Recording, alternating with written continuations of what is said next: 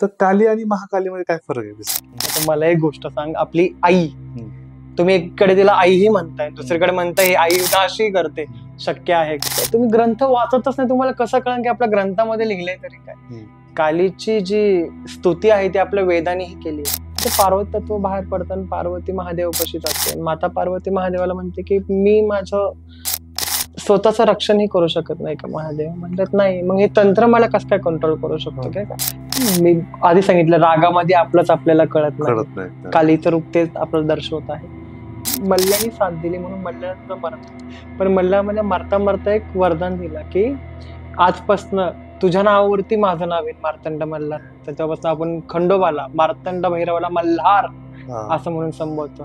रामकृष्ण परमहंसाबद्दल दुसरी गोष्ट सांगायची, त्यांच्या बायकोला त्यांनी कधी स्पर्श केला नाही. त्यांचं लग्न झालं तेव्हा तरी ते अखंड ब्रह्मचारी होते.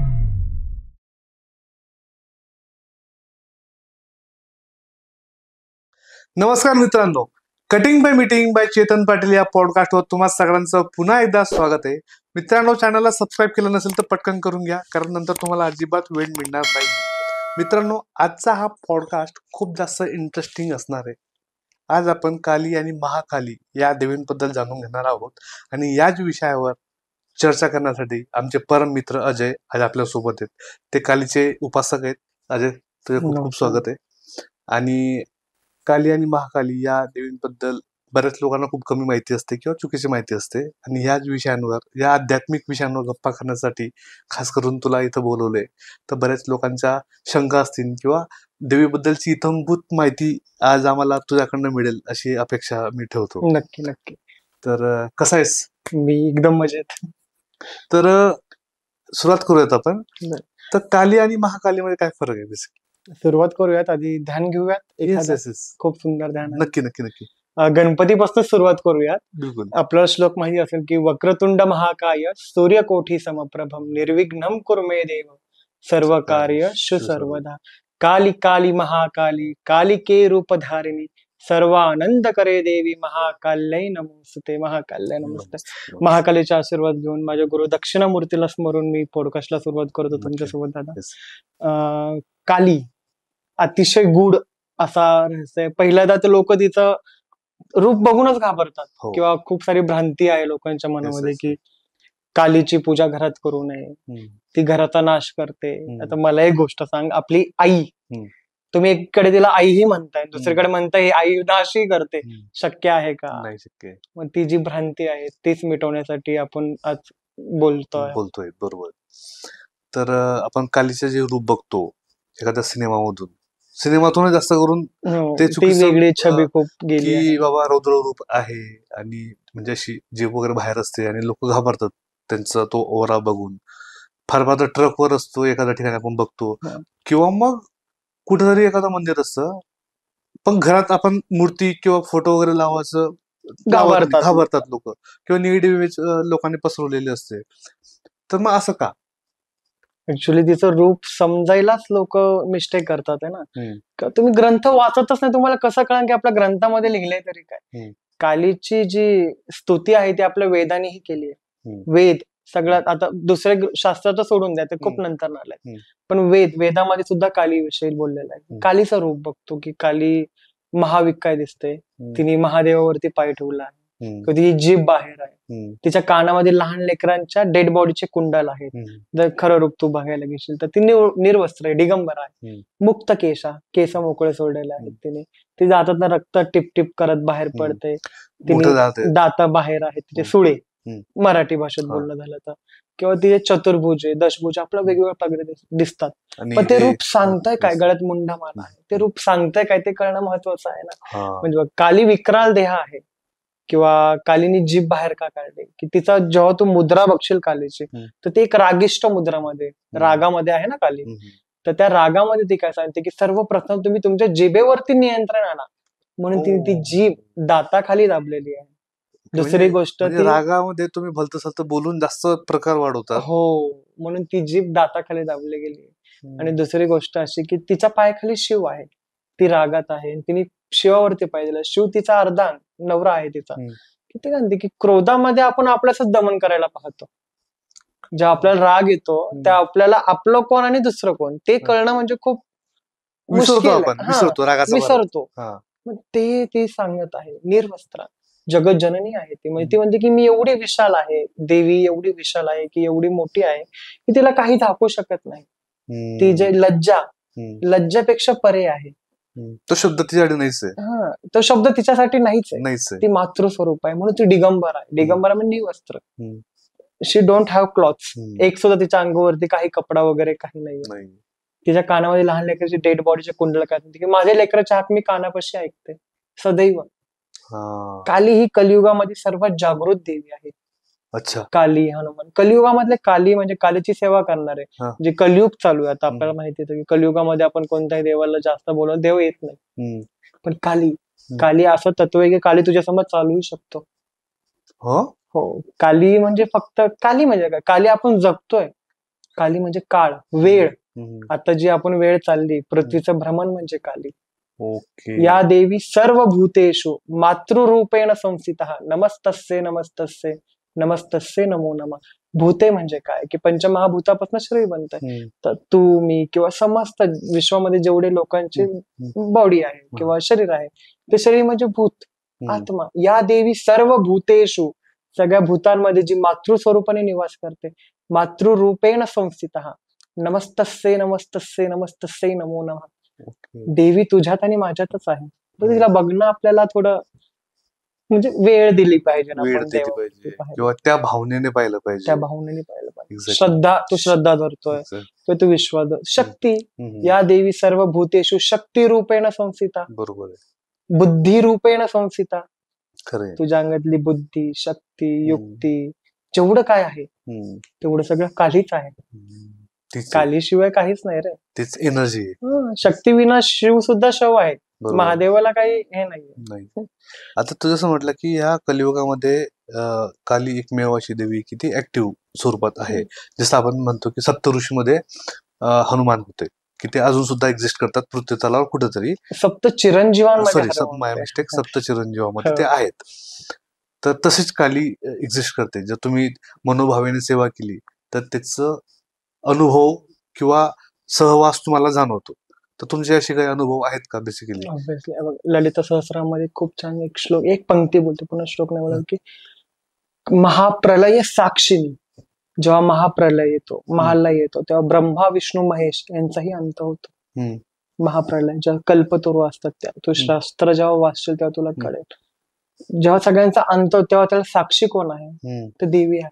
महाप्रलय साक्षीने म्हणजे हे नाश बी ती करते, म्हणजे संसार रचती पण ती ब्रह्मरूपामध्ये, संचलित ती करते विष्णू रूपात, विनाशी महादेवाच्या रूपात करते, त्याला पाहती बी कालीच्या रूपामध्ये. आता सगळं, आता घर आहे, घरामध्ये सगळं विस्कटले, आता विस्कटल्या परत आवरायचा बी ना, परिधान सगळं आवरते सुद्धा काली आहे आणि परत रिक्रिएट सुद्धा कालीच करते.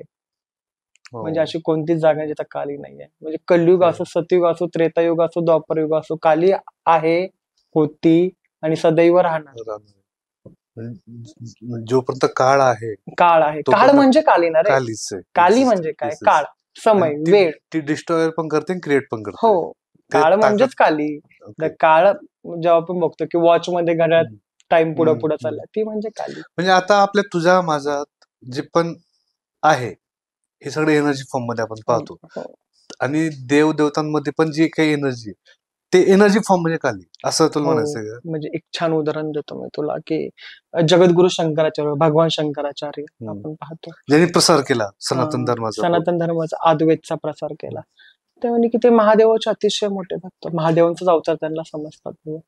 तर ते शारदापीठ, सगळ्यात देवीचं सर्वात मोठं पीठ शारदापीठ, त्याला श्रीनगर काश्मीरमध्ये शारदापीठ होतं, आता नष्ट केलंय मुघलांच्या आक्रमणामुळे. तिकडे ते जातात, म्हणतात की मी शास्त्रार्थ करणं त्यांची खूप छान एक त्यांची शक्तीच मानावी. शंकराचार्यांची शास्त्रार्थ करणं त्यांची शक्ती होती की ते म्हणते मी शास्त्रार्थ करून साबित करू शकतो की शक्ती म्हणजे देवी नाहीये, आहे तर फक्त परमेश्वर शिव. तर ते जातात, श्रीनगरला जातात, तर तिकडे ते खूप आजारी पडतात, अतिशय आजारी, असे त्यांना उठणंही मुश्किल होतं.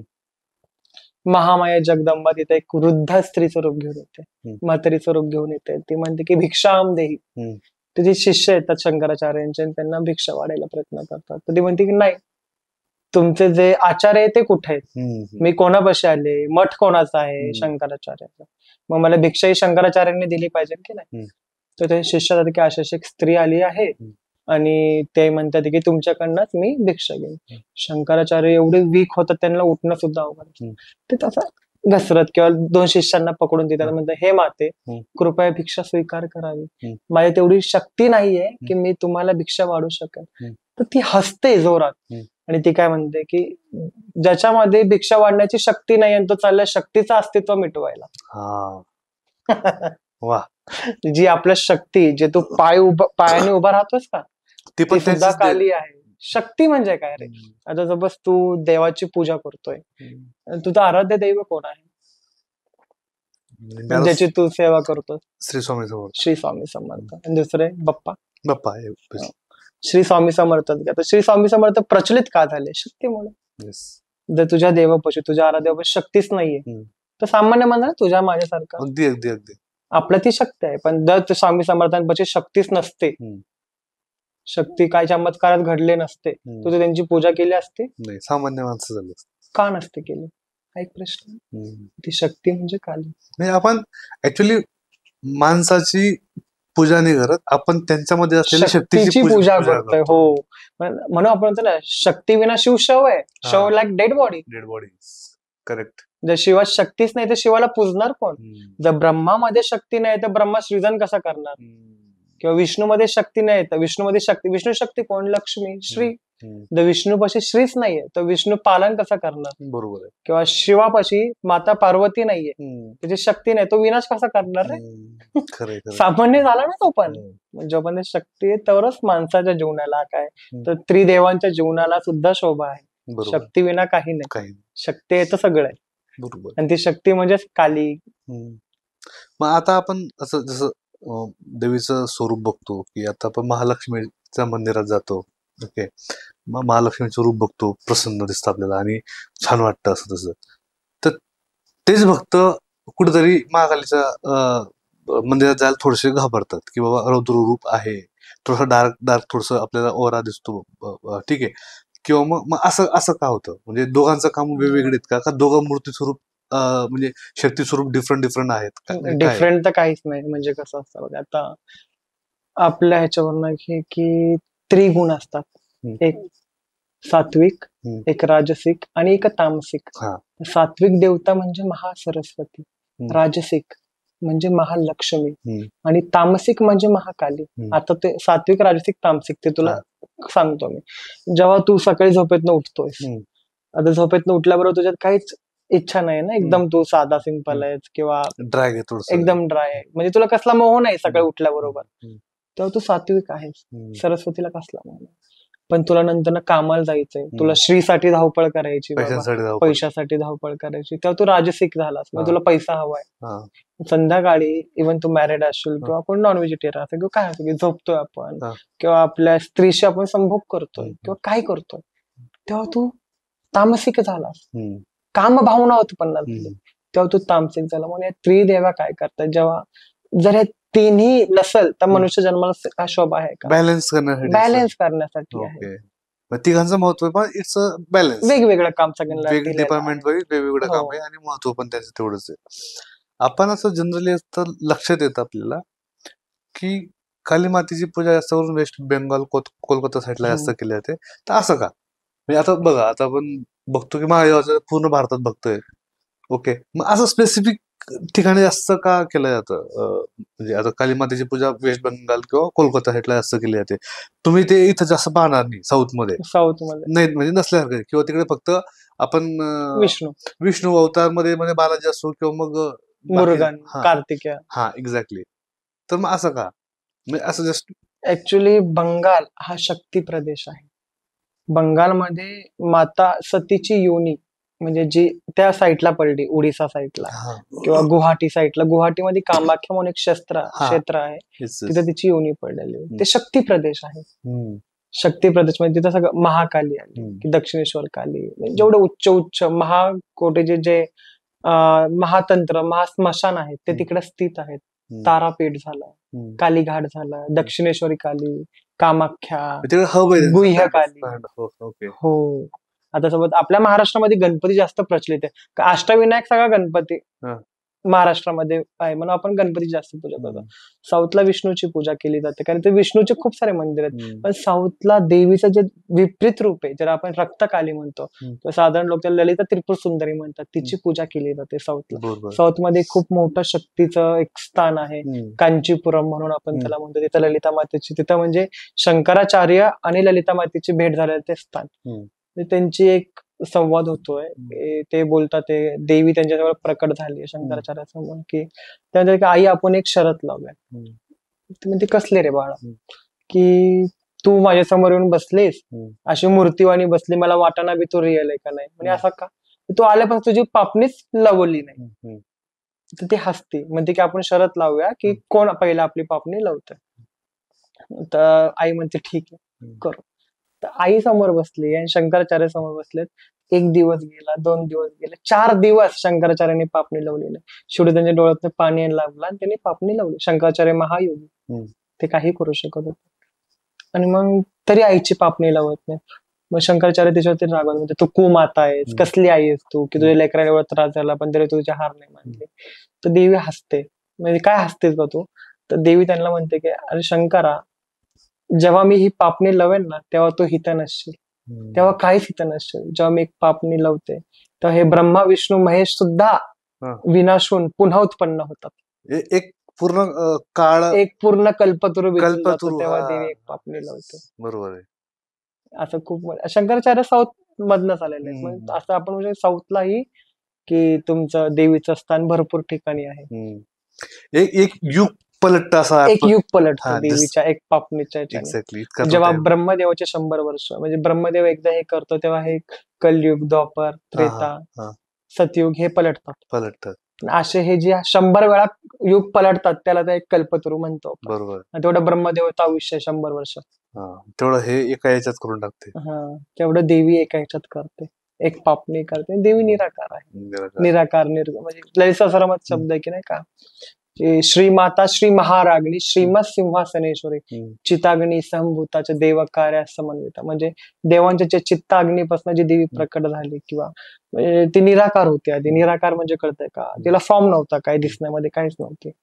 तर भंडासूर नावाचं एक दैत्य होतं. आपण हे नंतर न बोलू याच्या विषयावरती, पण मी तुला सांगतो की देवीचं साकार रूप कसं आलं जगामध्ये, त्याला वाचण्यासाठी, त्याच्यापासून वाचण्यासाठी देवांनी एक महागणपती प्रकट झाले तिथे.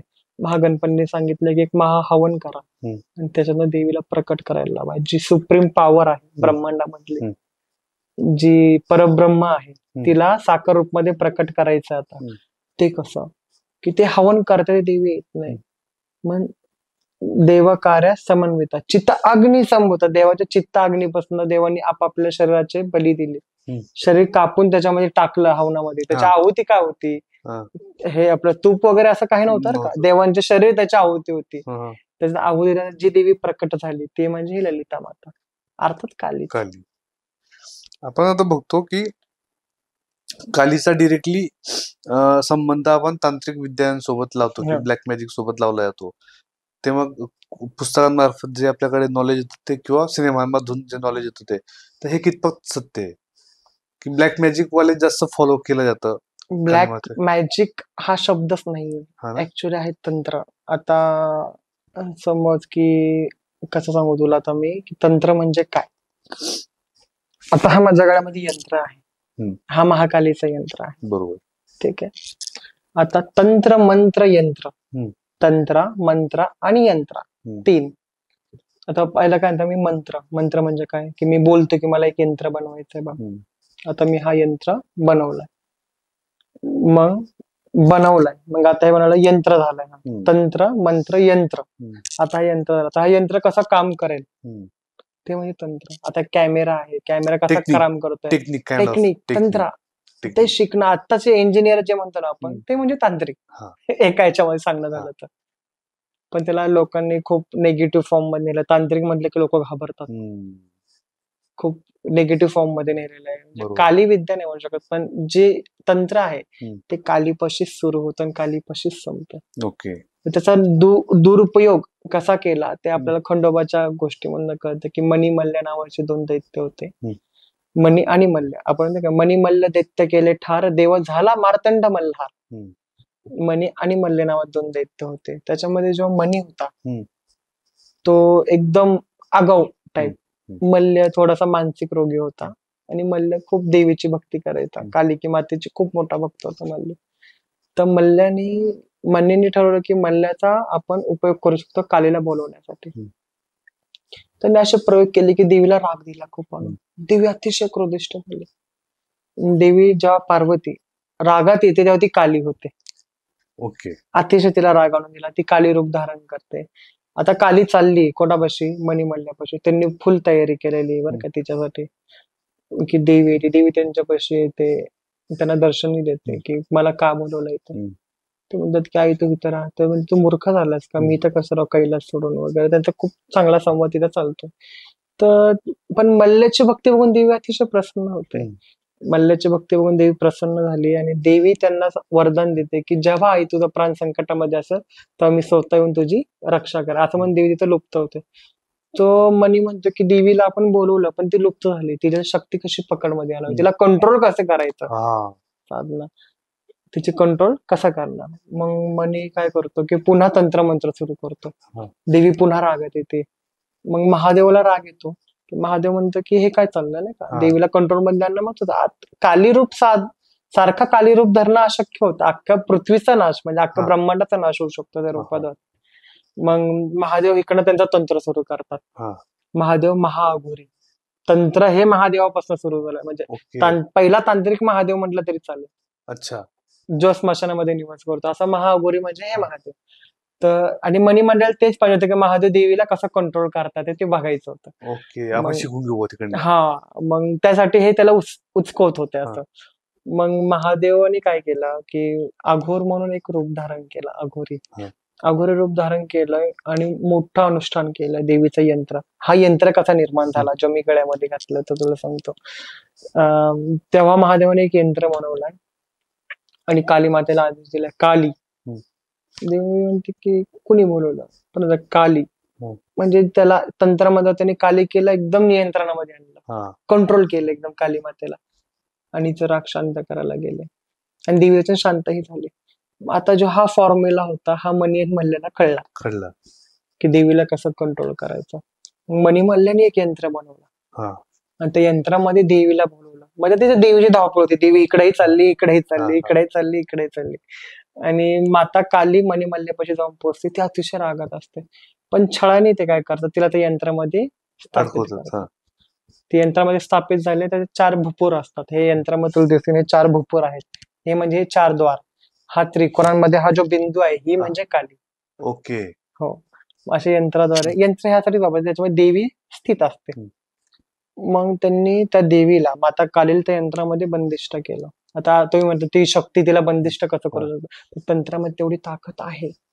ओके. आधीच्या तंत्रात मग देवीला त्याच्यामध्ये बंद केलं त्यांनी आणि त्यांचं तंत्र मंत्र चालू आहे, सगळं चालू आहे. तर देवी काय करते तिथं अंश अवतार म्हणजे जी काली तत्व आहे, शक्ती तत्व तिथे सोडतीन, पार्वती तत्व बाहेर पडतं त्याच्यातनं. ओके. त्यांना फक्त काली पाहिजे, त्यांना पार्वती नकोय.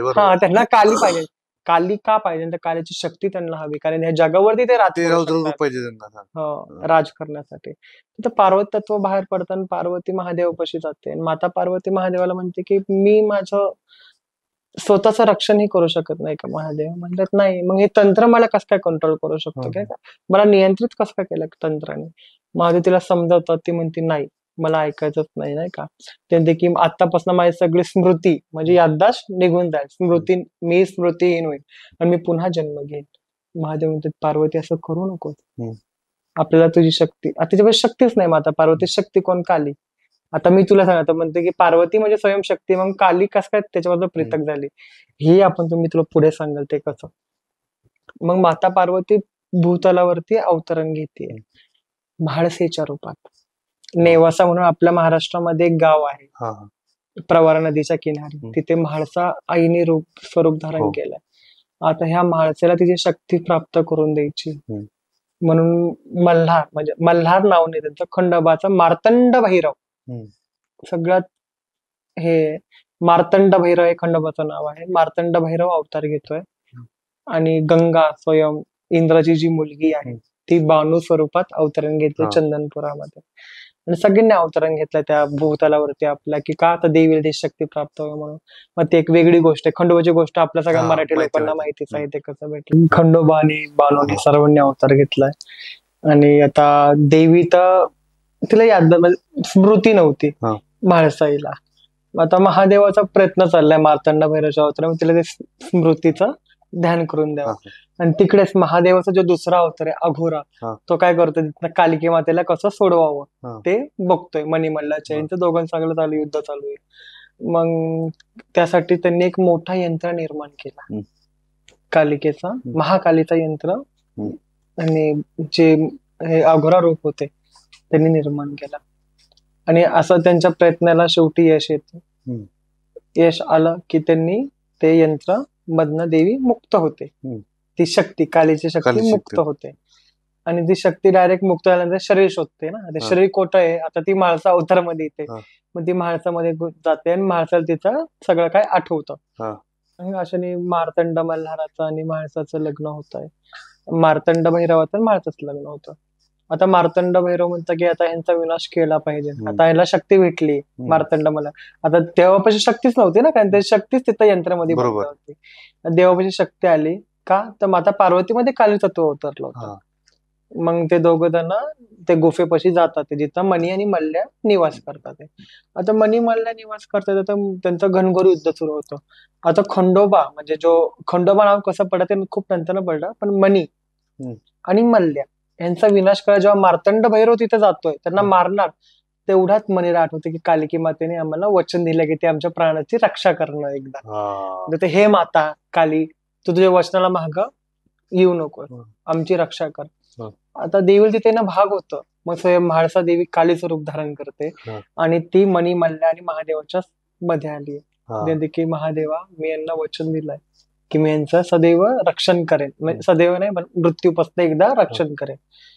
तर मार्तंड भैरव एकदम रागात होता की देवी साईडला सारखा, देवी ऐकतच नाही. मग आता इथं सुरू होतं मार्तंड मल्हाराचं आणि कालिकेचं युद्ध. त्यांचं युद्ध भयंकर चालतं. आता शेवटी ते महादेव आणि ही काली शक्ती एकच आहे, कस काय थांबणार. मग देवीला एवढा राग येते, एवढा राग, ती प्रचंड रूप धारण करते आणि महादेवालाच गिळून घेते. ही आहे कालीची शक्ती.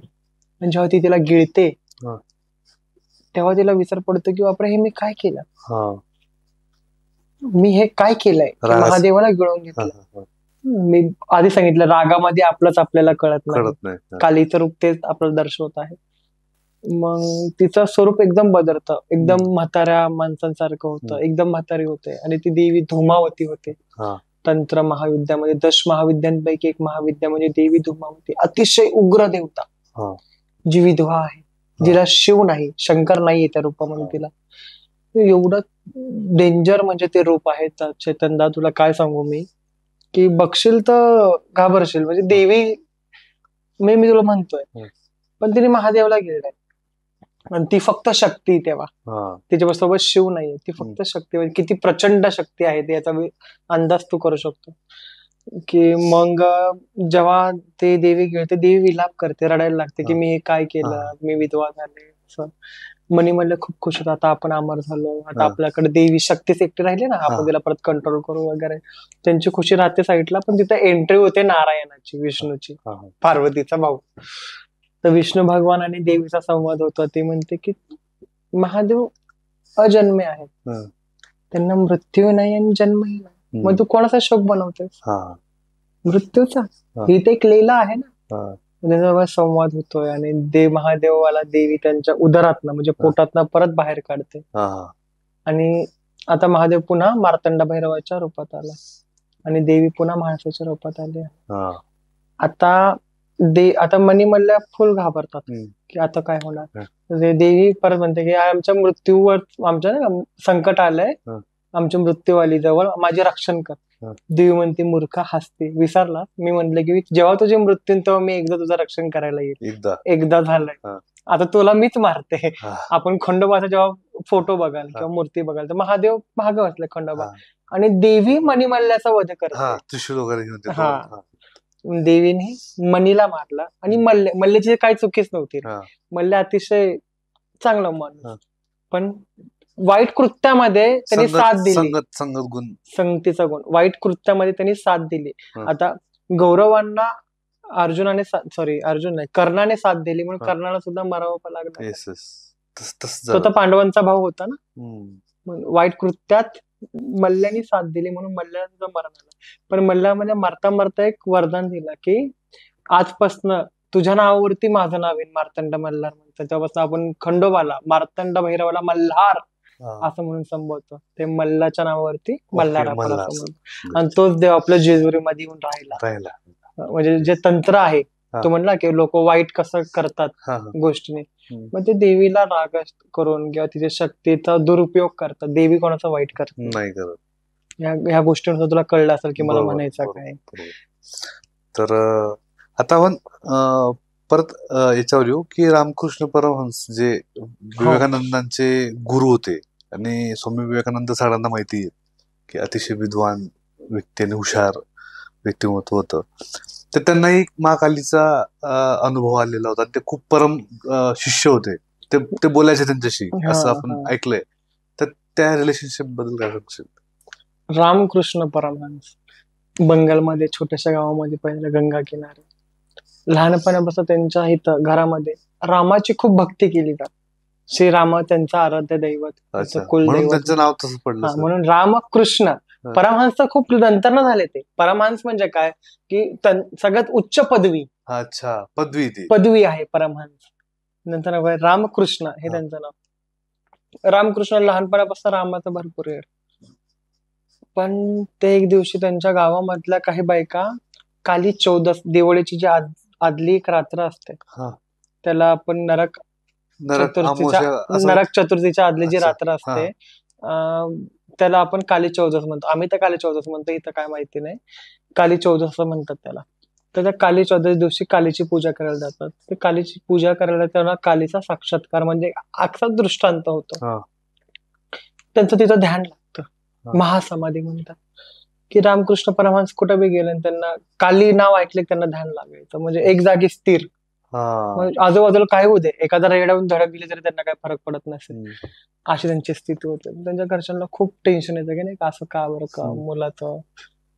मग त्यांचा वडिलांचा मृत्यू होतो काही काळानंतर, आणि त्यांचा जो मोठा भाऊ असतो तो कलकत्त्याच्या राणीपाशी जातो की काय काम आहे का. ते पंडा असतात, पंडा म्हणजे पंडित, पुरोहित. मग त्यांना काली मंदिरामध्ये जॉब मिळतो, नोकरी भेटते की काली मंदिर सांभाळा म्हणून. काही काळानंतर तो इथं येतो, म्हणजे की मी रामला सुद्धा एक चांगली नोकरी आणली, काली मंदिरामध्येच आहे असं बोलून मग रामकृष्ण परमहंस सुद्धा तिकडं कोलकात्याला जातात. आणि तिकडे ते नोकरी करू लागतात. इकडे त्यांची आई एकटीच असते. त्यांच्या आईला रामकृष्ण परमहंसाची खूप चिंता व्हायला लागते की नाही का, आधीच ते काली नाव घेतलं की समाधीच जातोय, आता 24 तास कालीपाशी काय होणार. मग त्यांच्या भावाने काय म्हणलं, आपण याचं लग्न लावून देऊ. कोणाचं? रामकृष्णांचं. मग त्यांनी लग्न लावून देतात त्यांच्या वाईफ सोबत, आणि त्यांची वाईफ त्यांच्या आई सोबतच असते. त्यांना वाटतं की लग्न लावल्यानंतर ना बायकोच्या मोहामध्ये तरी हा पडेल, परत येईल. पण ते नाही. ते तिकडे देवीच्या स्तुतीमध्ये एकदम गुणगानमध्ये एकदम तल्लीन होऊन जातात. रामकृष्ण परमहंसाबद्दल दुसरी गोष्ट सांगायची, त्यांच्या बायकोला त्यांनी कधी स्पर्श केला नाही. त्यांचं लग्न झालं तेव्हा तरी ते अखंड ब्रह्मचारी होते. त्यांच्या बायकोची ते रोज रात्री पूजा करायची आई म्हणून. त्यांना त्यांच्या बायको सुद्धा देवी दिसत होते, एवढ्या उच्च स्तरावरती ते पोहोचले होते. रामकृष्ण परमहंस म्हणजे आता जिथं वैज्ञानिक असते तेव्हा त्यांनी तिकडे जाऊन रिसर्च करायला पाहिजे होते. कळलं असं की एक जेवणाच ताट घेतलं हातामध्ये आणि ते कालीला आव्हान करते, ते मा मा मा. आई तिथं प्रकट होते, साक्षात काली, आणि ते ताट रिकामं होतंय, ते तिला चारतात आहे आणि ते ताट रिकामं होतंय. काली खाते, म्हणजे एवढी भक्ती म्हणजे काली असं तर आपल्यासमोर चालू शकतो. काली कलियुगातली देवता. प्रत्येक युगामध्ये तिचा वर्चस्व आहेच. हा पण कलियुगामध्ये कलयुग काल म्हणजे काळामध्येच कालेल आपल्याला यार सांगायचं झालं तर. आणि दुसरी गोष्ट अशी होती की जेव्हा ते एक दिवशी गंगाच्या किनारी एक त्यांच्या महासमाधीमध्ये रामकृष्ण परमहंस बसलेले आहेत आणि गंगा ओलांडून एक ऋषी तिथे येतात त्यांचे गुरु. तोपर्यंत त्यांचे गुरु नव्हते झाले, तोतापुरी म्हणून. ते बघतात तिकडं रामकृष्ण परमहंसाला, त्यांची समाधी उघडूस्तोवर ते तिथं थांबतात आणि थांबतात आणि मग ते म्हणतात की तुझ्यामध्ये काहीतरी वेगळी चमक आहे रामकृष्ण, तुझं नाव काय? तर माझं नाव रामकृष्ण आहे हे. मग तो एवढं डीपली ध्यान लावला, मला असं वाटलं की स्वयं महादेव ध्यान लावतोय की काय, बापरे. एवढं डीप ते ध्यान होतं. मग रामकृष्ण म्हणतात, त्यांचा संवाद होतोय, मग ते म्हणतात की आज रात्री तू स्मशानात ये. रामकृष्ण स्मशानामध्ये गेले, तिथं बसलेत आसनावरती आणि तोतापुरी म्हणतात की आता जेव्हा काली तुझ्यापाशी येईल ना, जेव्हा येईल तर तू तलवार घे आणि तिला मारून तुकडे तुकडे कर त्याचे. की असं कसं शक्य आहे बरं की मी कालिकेचे तुकडे करू शकतो आणि मी तलवार आणून कुठून? की रामकृष्ण तुझ्यामध्ये एवढी सामर्थ्य आहे, जिथं तू काली उत्पन्न करतोय, तो अख्खीच्या अख्खी देवी प्रकट करू शकतो, तो एक तलवार प्रकट करू शकत नाही का? आता ह्याच्या मागे खूप रिझन आहे, मी नंतर सांगेन तुला. ते म्हणतात ठीक आहे करू. ध्यानस्थ होतात, काली येते आणि रामकृष्ण परत आपला परम आनंदामध्ये विलीन झाल्यात. एकदा झालं, दोनदा झालं, परत ध्यानस्थ होतं, ते काली आली आणि ते काली सोबत खेळतात, ते हसतात. ते तोतापुरी समजत नाही. तोतापुरी म्हणतात तुम्ही उद्या परत ये. रामकृष्ण उद्या परत जातात. ते म्हणतात जेव्हा तू काली येईल ना, ते त्यांच्यापाशी काचीचा तुकडा ठेवतात गुरु तोतापुरी. जेव्हा काली येईल तेव्हा मी तुझ्या कपाळावरती काचीने एक घाव करेल आणि तेव्हा तू कालीला तुकड्यामध्ये विभाजित कर. तेव्हा रामकृष्ण परमहंस म्हणतात ठीक आहे. काली येते, रामकृष्ण परमहंस एकदम परमानंदामध्ये गेले, एकदम डीपली ध्यानात गेले. आई लेकरं खेळतात आणि तोतापुरींनी काच उचलली आणि त्यांच्या डोक्यावरती एवढा गहिरा म्हणजे एवढा डीप घाव केला आणि त्यांनी रामकृष्ण परमहंसाला आठवलं की आपल्याला काय करायचं. त्यांनी तलवार उत्पन्न केली आणि कालीचे तुकडे केले आणि तेव्हा तिथं त्यांना परम आनंदाची प्राप्ती झाली आणि तेव्हापासून त्यांचं नाव परमहंस पडलं. म्हणजे मोक्ष प्राप्त म्हणजे काय, आता बघ त्यांना देवी प्रकट होते पण त्यांना त्या देवीचा मोह लागला ना, सगळ्या मोहातून ते बाहेर निघाले. त्यांना त्या देवीच्या मोहामधनं सुद्धा मुक्त केलं आणि रामकृष्ण परमहंस स्वयं काली झाले. तेव्हापासून त्यांचं नाव रामकृष्ण परमहंस पडलं. आणि त्यांनी तंत्रविद्या भैरवी मातेकडनं शिकलं. भैरवी म्हणजे काय, भैरवी देवीचं सुद्धा नाव आहे, पण भैरवी जसं तंत्र करणारे जो तांत्रिक आहे तो एकदम डीपली तंत्र केला, तो भैरव होतो, त्याला नाव आहे भैरव पडतं.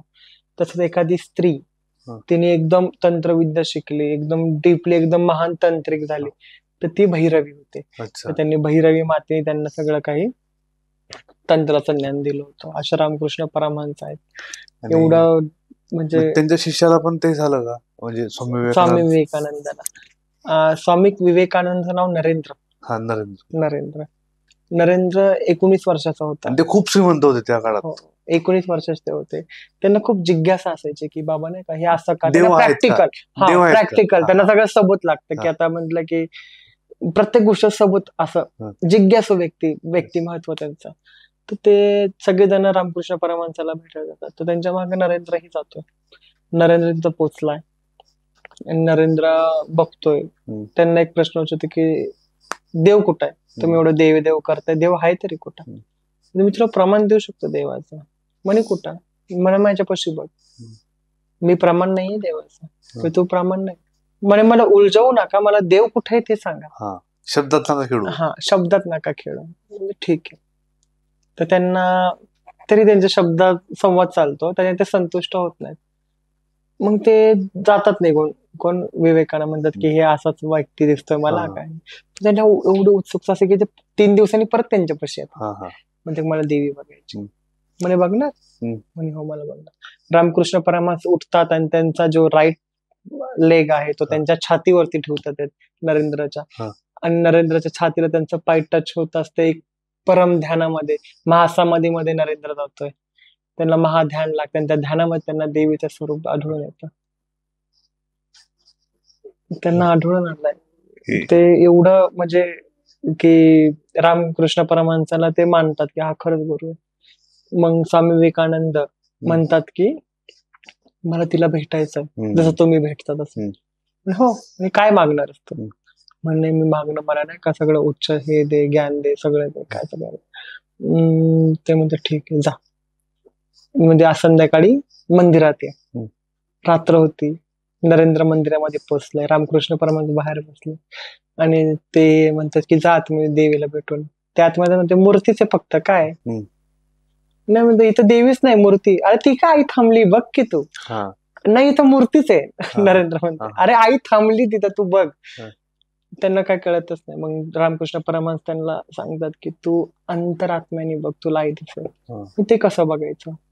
तर रामकृष्ण परमहंस परत त्यांच्या छातीवरती पाय ठेवतात. त्यांना महासमाधीमध्ये पडतात. समाधी तुटल्यानंतर ना विवेक परत आतमध्ये जातोय विवेकानंद स्वामी आणि बघतात ते तर देवी समक्ष थांबली. देवी म्हणते बोल काय पाहिजे तुला. बोलणार काय वाचा बसते काहीच बोलत नाही. मग ते पुन्हा बाहेर येतात. रामकृष्ण बाहेर बसले आता हसतात म्हणे मागितलं काय मागायचं तुला. नाही म्हणे का म्हणे मला माहिती नाही मी का नाही मागितलं. म्हणजे जा परत आतमध्ये परत मी देवीला बोलवतो. परत देवी येते परत ते शांत बसतात. असं 3-4 वेळा होतं. मग नंतर परत त्या आतमध्ये म्हणजे आता ही आख्यायिका म्हणतात काही लोक पण आमच्यासाठी सत्य गोष्ट आहे की परत विवेकानंद आतमध्ये गेलेत आणि देवी म्हणते आता तरी माग काय हवंय तुला. त्यांच्या जिभेमधनं फक्त एक बुद्धी तथास्तु आणि देवी परत येतच नाही त्यांच्यासमोर. अशी त्यांची कथा आहे. मग त्यानंतर आपण जाणतोच की हे स्वामी विवेकानंद किती मोठे विद्वान झाले. त्यांना बुद्धीसाठी प्रसिद्ध झाले. हो बुद्धी त्याची देवता आहे ती.